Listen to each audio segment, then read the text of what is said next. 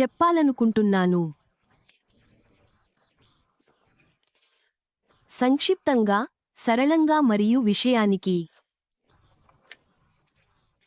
ఈరోజు మిస్టర్ అష్ముఫర్తో జరిగిన చర్చలో ఆయన అడిగారు. మేము కొన్ని విషయాలను చర్చించాము మరియు నేను వచ్చి కొన్ని విషయాలను స్పష్టం చేయగలనా అని ఆయన నన్ను మరోసారి అడిగారు.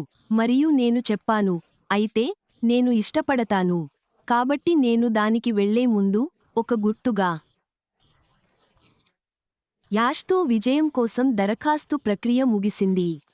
యాష్ మరియు అతని బృందం అన్ని దరఖాస్తులను పరిశీలిస్తున్నారు.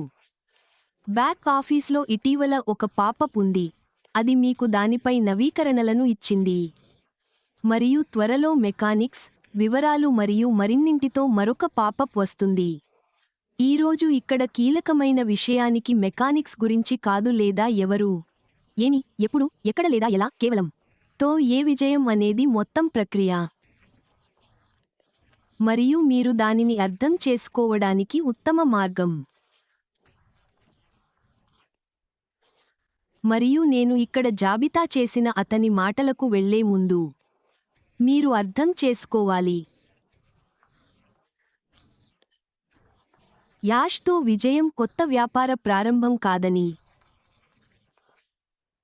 సరే, ఇది కొత్తది కాదు.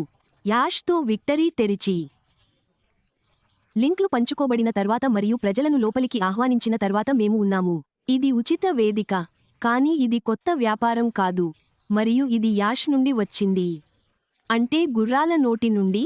అతను యాష్తో విజయం పూర్తయింది. ఇది పూర్తయింది. అన్ని మంచి విషయాలను చూడటానికి మేము అక్కడికి రాలేదు. సరే, మనం వెళ్తున్నాము. అది త్వరలో వస్తుంది. యాష్తో విజయం కాదు మన గమ్యస్థానం. ఇది మన గమ్యస్థానానికి వారధి. సరే, మళ్ళీ యాష్తో విజయం మన గమ్యస్థానం కాదు. అది మన గమ్యస్థానానికి వంతెన.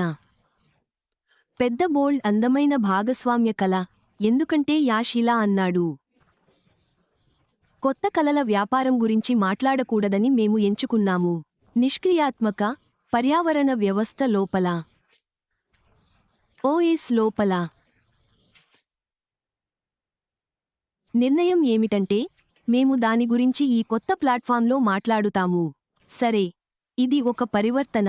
ఇది బూడిదతో పరివర్తన. ఇది బూడిద నుండి, బూడిదతో, బూడిద నుండి కాదు మరియు బూడిద కోసం కాదు. బూడిదతో, బూడిదతో విజయం.